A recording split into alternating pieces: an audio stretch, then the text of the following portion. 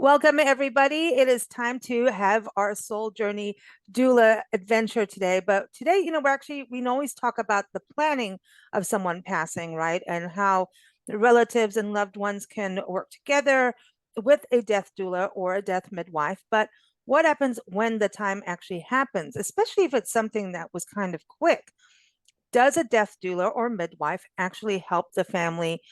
Because as soon as death happens, no matter what happens in a family, it's traumatic, it's Mhm. very emotional, and emotions can go in all kinds of wonky ways. And it's care, right? You're losing someone. Even if you were arguing with them, it's going to hurt. And everybody's going to have, oh, well, we need to do this, we need to do that. But if you had a death doula or a midwife, beforehand, it's probably going to be a little bit easier, but where is that cutoff point? So, welcome back, Lee. How are you? I'm good. I'm good. I'm back up in Nova Scotia and Cool. absolutely loving it, looking out over the ocean, and it's a gorgeous day here today. So, Ah, yeah. nice. Now, we talk about planning, and when someone does hire a death doula or midwife, it's typically in their own community, right? So I know that you go Right. between Savannah and Nova Scotia, so you'll work with people in those communities, not necessarily like a life coach over Zoom. I know you do a lot of work in trust and workshops and things like that you can do through Zoom around the world, but this is a little bit more regional, right? Yeah, it is definitely, especially if you're trying to do aftercare. I mean, some of the stuff that you're doing to prepare people for death, you can do it virtually. You can ask all those questions and talk to people, and it depends on the person. Some people might be more comfortable having that extra kind of step between you and them. Okay. It really depends on the person. And my preference is always to be in a room with someone so I can feel, Mm. you get so much um, information just from sitting and listening and being able to observe the person and feel what they're feeling Mm. when you're making Yeah. those decisions. Yeah. And sometimes you have to move quick. I know we talked about the 90 days, right, of planning and getting to the root of things, but sometimes it has to be quick. And sometimes it's like, okay, what do you need now? What Yeah. not like what do you need now as an anger thing, it's like, what do you want now? No, what do you need now, really, so that you can pass peacefully and so that you can transition in the way that you want to and do everyone comes together for that best thing. So questions have to be asked, and then sometimes aren't you kind of the buffer between the person passing and their loved ones, and sometimes some of the family that may not be as loved, you know? Yeah. And respecting the person's wishes, because I have heard, I haven't been privy to being with a person, but there's do not, like a DNA, like do not resuscitate, DNR, excuse me, do not resuscitate. And the person is, they're finally, their heart gives out, and the family is saying, oh, no, no, no, keep them here. And there's like no hope that they're going to be Wow. able to have any kind of Yeah. standard of living. And so it's ensuring that, I know it's an emotional time, but respecting the person who is dying. And there's a new thing, which is allow natural death, Mm-hmm. which just means, instead of do not resuscitate, if the person has come to the end of their life, it's allowing them to pass as peacefully as possible, and Mm. not with the interference of a medical intervention that is not going to add any quality to their life. Monitors and all of that, just like Yeah, unplug, because when you're in hospital, they stick all these things on you, and that is not comfortable. yeah. And just allowing, and then having the person, where do they want to die? Mm. Like, so they're in their final stages and they might be going, oh, this is great, I'm in my home, I'm surrounded by people I love. And then it starts becoming really difficult, and they need some medical intervention, and they're whisked off to the hospital. So as a death doula or a end of life midwife, it's just calming the family Mm. and saying, this is a natural progression. Mm.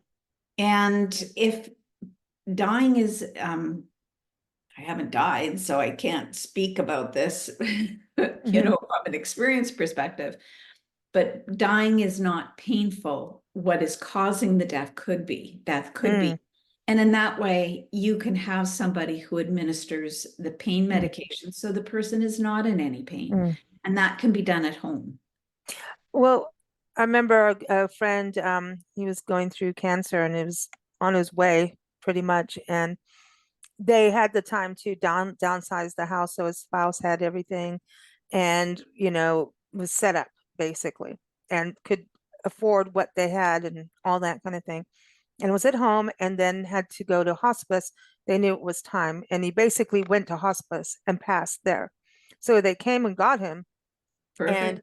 it's like he knew and he didn't want to be at home because it would the memories and everything would be attached to that. And so that's what he did. And by the time his spouse, when he went over there, he'd passed. And I think he did it on purpose because he Yeah. knew, it's kind of these stories are like that everywhere, right? Yeah. Um, Yeah. but it's the I think, for the family, once someone has passed or the loved one, there's like, oh my God, now here comes the funeral stuff. And the funeral stuff, I know we've touched on this before. I have a friend who went through that with getting the obituary out and then in the newspaper, you need to pay your bill now, even though she'd advertised in the paper for years.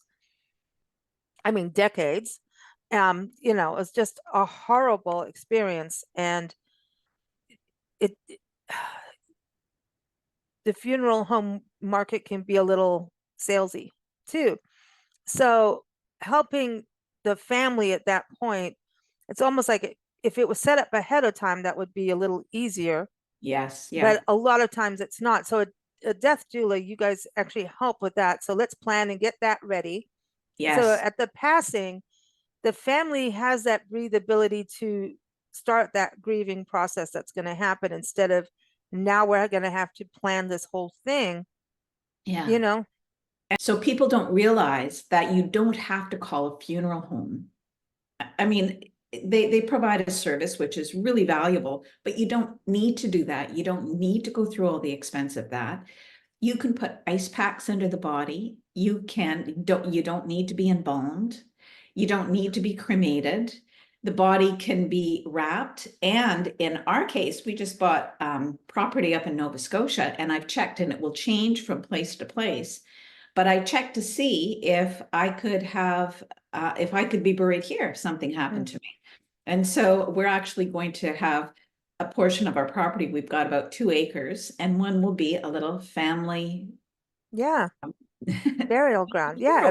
Yeah, Resting space. Resting space. yeah, At least you've got a good view too. yeah. And someone said, well, won't that affect the resale? And it's going to be like, well, I'm dead. I don't care. So, Yeah. Well, I mean, you never know. Maybe others will go there later. It's kind of part of the yeah, earth. So, but going through that process for a right, family, do you help them as a doula or so it's end of life midwife death doula. All right, let's get right, that straight, right? Straight on right. everything. Do you help the family once this passing has happened? I Like can, yes, if you they need it. okay. And sometimes it can be so confusing. So for some people, they go, no, I don't want to have to deal with any of that. I want the funeral home to come and deal with all of it. I want to have, I want to have the cremation. I want to have all of that taken care of. And I understand that completely. So my role as end of life doula or death doula is to help them go through, like, get what they want.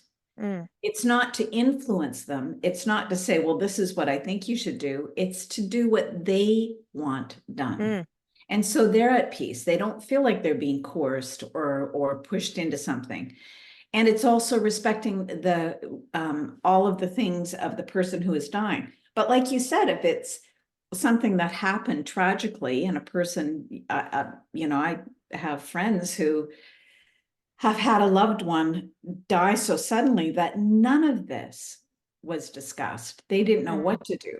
And so, in that place of being in grief and shock, a death doula can just say, okay, so let's make it as easy on you as possible. And that way you go with a funeral home and get them to pick up the body and do all of it. So it really depends on how much preparation you have Mm, done before the person has died. And so you know their wishes. And then it's doing everything afterwards. And so when I was talking to a good friend of mine, she said, I want to be cremated mm, and I want part of my ashes underneath the apple tree in our front yard. And then I nice. want some of my ashes taken out into the bay in Nova Scotia because we live on the bay.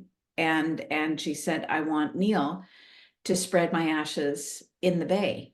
Mm, Now, even with something like that, you have to get approval. You yeah, can't you do. you can't just say, okay, well, I'm gonna do this. You have to make sure that that's allowed. And if it's Mm, not allowed, you let the person know if you can before, and then you come up with an alternative plan. mm, I like that. I know a lot of people do scatter illegally. And Yeah. there is an environmental concern on that, you know. If it's your property, that's fine. But people do it all the time in places they shouldn't. But you know, it is what it is. I didn't tell the cops, um, the the ash police. So you know, but I think also, you know, shouldn't there be a little time between? I have a friend who, you know, lost her parents, and everybody's like, "Oh, we got to do the funeral right away." I There should be kind of and it's an international funeral. Like people come from all over the world to gather for this, so you can't just do it the next day. That's kind of maybe a reaction. So that's what I'm trying to say is Yeah. emotions are high, so people become reactionary, which is normal, which is a normal thing to happen. Everyone's going to be in a different zone. So maybe there should be a point of breathe before decisions are made if decisions have not been made beforehand. And it depends how much of a religious background they have. So for some Yes. religions, the person has to be buried within 24 or 48 hours. So you have Oh, to yeah. honor that as well. So it's Mm, not quite as cut and dried. So it's fine if this person who has died and there's an international situation, what they can do is that in those situations where if there are religious reasons to get the body taken care of and buried or cremated, whatever, right away, then you can plan the memorial service and you can mm, have as much time as you need for the memorial service and have people gathered. Because once that person has passed and has gone over, then it's part of the ritual for those who are left to be able to let go. mm, And speaking from personal experience, my mother died. I mean, she mm, had Alzheimer's, so it wasn't because of COVID, but she died during COVID. mm, Because of that, I couldn't go up that we didn't, there was no funeral, there was no ceremony. She was cremated and so wow. from that perspective, there was nothing that I feel we did to allow our grieving and saying goodbye. Mm, So even though it's been almost 4 years, I will still go up because sorry, go up. Now I'm in Canada. I'll go to Alberta and I'll have a ritual so that mm, it allows me mm, to grieve and say goodbye. And mm, other people, I'm going to invite people. My brother said, you know, different family members, and this is what a lot of you will deal with. My brother went, well, that's nuts. Like, why would you want to do that? Gone. yeah. I said, but I didn't have a chance to say goodbye. He said, well, none of us did. Yeah. Yeah, everyone's different. And that's Yeah. the thing. That's why I was talking about everyone's emotions. Yeah. Everyone deals with things differently. And here's the thing, because everyone has a different relationship with the person who has passed. And Absolutely. it could Yeah. be 100% just as close, especially with families, or not, especially with families, right? And don't assume that everyone's going to be mourning the And person who has passed. Like yeah, there's so or much people show involved with that that. differently, you Yeah. know? I everyone has And anger is part of grief. I want people to remember that too, that Yeah, there's an yeah, anger thing that comes with grief. And so when you see that come from someone, understand that's sadness a lot yeah. of times, you You know? know, and ask, for people who are listening, you're still alive. So Mm-hmm. you have an opportunity to sit down and ask yourself, what do I want to happen in those Mm, final moments mm, before I die? The week before I die, where do I want to be? mm. What do I want to, for myself, I don't want my family to have to deal with all of the medical issues. So a hospice, from my Yeah. perspective, would be an ideal place because Mm. there'd be people who could take care of me, but my family could be there and just be there in the moment. Yeah, there's kind of there's something when someone else is taking care of you with a medical profession that it kind of makes it easier to deal with in a different way. Yeah. Like if someone's going to give you an injection is better from a nurse than your loved one going, "Oh, I think I know how to do this," even if they know how to do it right. I know there's a separation of making. Oh, we're going to get it. It's like down to business. You know what I mean? Yeah. It doesn't make things as embarrassing, should I say? So that It's one of those things that that's a weird thing. None of us want our loved ones to have to clean our change our diapers. diaper. That's the Yeah. biggest thing, isn't it? It's all Yeah. we're back to that conversation again. But this is part of what people are the scared. They're scared about that. And so having the professionals there gives everybody like they see this every day. Your loved ones most often may not see, depending on their profession, may not see that every single day. Yeah. But one of the things that happens when you are dying is that your body starts shutting down. So there's Mm-hmm. not the body fluids that, you have to worry about dealing with. And um, I don't want to get too graphic, but it's just our natural process. Everything starts slowing down and stopping. And so you aren't eating anymore. So you're not peeing and you're not filling anything. So all of that kind of slows down. Mm-hmm. And it's if it's a natural death, the body kind of takes care of that so that it is a little bit more peaceful. But in Mm-hmm. the same Agree. regard, then Mm-hmm. it's good to have people who are there to help you. And I've gone, when I've been volunteering and working with people, I've gone and you have an 85-year-old woman who is the complete caregiver for her 90-year-old husband. And then you just have volunteers who are coming and helping her when they can. But I can't even imagine The care how difficult that is. that's the caregiving role is difficult, and that's Yeah. something to understand too. I always wondered, why is everybody always bringing food to someone's house like when someone is passed? I get it now as an adult who's gone through a few deaths now. The bringing of food is to make sure that caregiver, that one Yeah, who's it's not for grieving, the person who's dying, it's for the caregiver who is just yeah. all of their energy, everything they're doing Mhm. is towards taking care of the person who is passing. It's comfort food. I mean, Yeah. there's something with that. It's comfort. Give them pie, you know. But and then when someone's lost, I mean, gone, take care of those people too in the way you can. Yeah. You know, you know, don't you can share love and say you don't need to respond until you want to, but let me tell you, we care, we love you. Having that, don't let that communication go away for those who are Yeah. grieving, but don't expect them to call you, and maybe they will. Maybe they'll be crying for days, and everybody's going to go through that. So I think having someone to call when this happens so that Yes. everyone, the ideal is to have you first Yes. beforehand, but sometimes that doesn't happen. It could be you know, a And car accident or something, yeah, having a doula who you can say to the family, you can talk to both the family, and if the person is conscious, the person who is Mm, passing is conscious and still mm. able to talk to you, you can say, who are the people that we need to call? Hmm. Who are the people Yeah. that need to know about this? Yeah. And just, doing things like having, like, would you like flowers in the room? What pictures do you want to look at?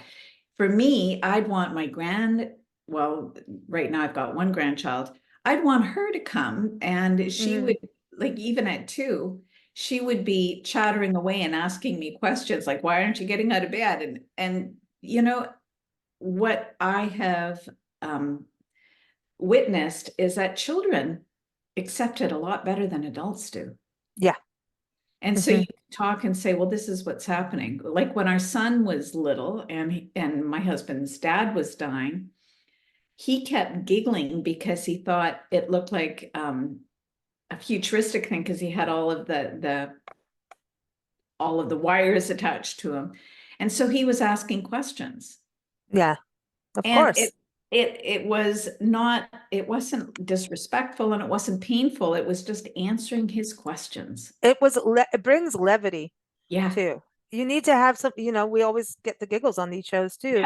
Yeah. I always tell people, okay, I get off on one podcast and I'm like, okay, I'm going to go talk death with Lee now.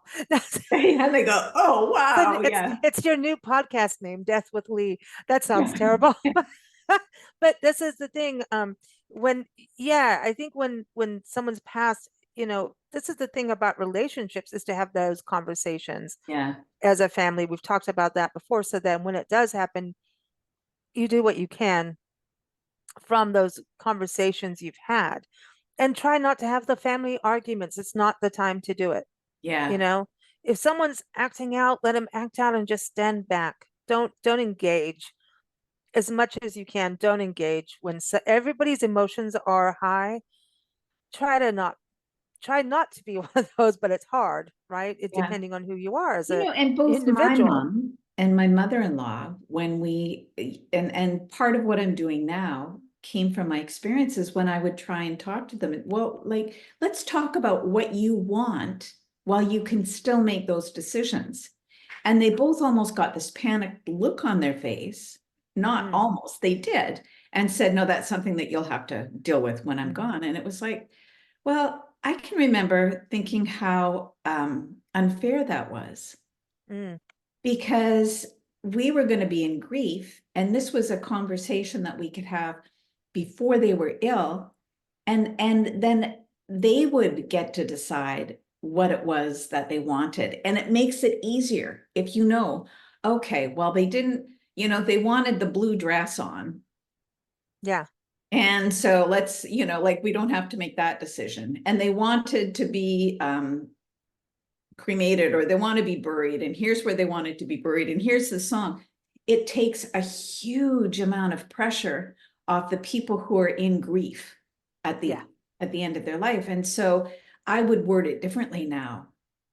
Mm. What can we do so that it's easier for us? Because for my mom, if she knew that it was going to make it easier for us, then Ah, she would have told us a few things. yeah. You know what? That's a good point. Yeah, So, it really depends on the person too. Yeah. yeah, And everybody knows their people. yeah, You know, you know your people, but you do have to have those conversations. I would just think it's like it should be, hey, I was thinking about this. I heard this story or podcast or read an article and it made me think, just have those conversations where you talk about it about yourself, you know. yeah, What can I do for you? It's like, oh, I'm not gonna, well, yes, you are. Well, that's the one thing we know. We're gonna be born and we're gonna die, you know. yeah. And the third And thing is even change is being able always to, there. yeah, and say, well, you know what? When my time comes, I want to have a party and I want it to be like New Orleans, that when you're walking towards the gravesite, everybody is playing this really sad music. And then once you're buried, because now you've been relieved and released and you're Mhm. going up to glory, Mm, which is part of the whole thing, they have all of the real fun music and then they have the party. So, mm. like, you can start the conversation saying, I want to have a party and this is what I want to do. Or I want everybody to be sad. So play sad music because I want people to be weeping and wailing. And I want to have a professional wailer who is ripping their clothes and crying and everything. And there are those people who will actually do that. So And then there's also about how many people do you want? And some people are like, how many people are going? You've got to go to this funeral just so that you fill the pew, the yeah, benches. And so there's some people are like that. And at the other time, nowadays people are, like I say, international. Not everybody can get on a plane and go there, no yeah, matter how much they love and care for someone. It may be impossible. Now we have technology with live streaming, which is pretty interesting. And I have another friend who also just lost their mom. It's like, I don't know what's going on like lately. It's been kind of, and she wanted to use YouTube, and YouTube's like, you have to have X number of subscribers to be able to live stream. And I want to say, hey, YouTube, y'all, you need to have like a live stream for funerals, because it's that way people can be present and be yeah, part of that from anywhere. It's different. Like, we talk about change is inevitable, life, death, and change. Those three things yeah. are all the inevitables, right? So funerals, I'm getting goosebumps. I don't know what's going on now. Being haunted. Um, Live streams are, wow, are a way of being there, Yeah. and why not? I mean, We can decide, now we hear a lot more about green burials. And so a green burial is, mm, like this is a complete green burial and here is not a green burial. So a very green burial is that there is no, they're not embalmed, they're not cremated, they're wrapped as they are, and there's no coffin to break down. They're put in a shroud and they're put in the ground. So, and then it moves up. If people have to fly to the service, then that is less. If they're cremated, it's less of a green burial. If there are, if they're put in a coffin. So all of those steps. So when I hear people say, well, I want a green funeral, well, there's not very many that are just so absolutely from the start mm, that are complete green. You have to decide, like, what are you willing to give up? mm, So if you don't want anyone to fly there, if you want it to be, then live stream, mm. and that should That's all be smart. determined before. Mm. Yeah, because some people may not want that. Yeah, and now I you don't can care get about pressed having a big cardboard funeral personally, but coffin. So if we're talking about aftercare, you can get pressed cardboard and then give everybody markers. And everybody can scribble and write their messages to you on the outside of the coffin. It breaks down really, really easily. There's all kinds of really kind of fun ideas. I mean, well, people can send things, like they can take a photo of that, put yeah, it through, and someone can print it and put it in there. You yeah, could do that if you're international, right? So even if you can't be there, you can send things that you want in there that are environmentally safe, right? yeah, So yeah, like that. So I there's so many things that can be done. I want to just make that point of, if you can take that breath. yes, yeah. Take the breath and then Yeah. everything. But you said 24 to 48 hours. So sometimes that has to happen right away. Yeah. So yeah, yeah, yeah, yeah. So I'm Well, in an enclosed space and this, you'll appreciate this, a little bit of levity. I've got both dogs here oh, and there is nothing like an old farting dog oh, that's good. Get a to small make space. you realize that, hey, this is really good. I had COVID once, but I never lost my sense of smell. That's good. That's good. And you got a thumbs up A on thumbs Zoom. up when I did that. Yeah, that was kind of funny. And I touched nothing. So Oh, well, there you go. It's AI, baby. That's it. yeah, I know artificial intelligence will be taking care of funerals soon. I bet you they have it already, right? So, I wonder what that would look like. well, yeah, okay. So I watched a documentary, and everyone, this is out on the 17th of September on VOD. It's called The Pitch, and it's about advances in the medical world and using AI and AI and then virtual reality, and how they're making it that if you're a patient going in and outpatient surgery, instead of everybody taking all these drugs, they're using virtual reality where the doctor's even telling you what's going on. And through virtual reality, you're not needing as many pain meds, so you can even Oh, drive home. interesting. And this whole thing, because my thing is, I always want to know what's going on, and that's where my fear comes in. I want to, even if it's really bad, tell me, then I can plan it out because I'm that way. I want to know. I don't like this. Oh, don't tell people. To me, that's Yeah, where the I'm fear the of the same as unknown, you. right? And so the virtual reality, I'm wondering if that's going to come in. In fact, I have an interview coming up on that too. So this could be interesting.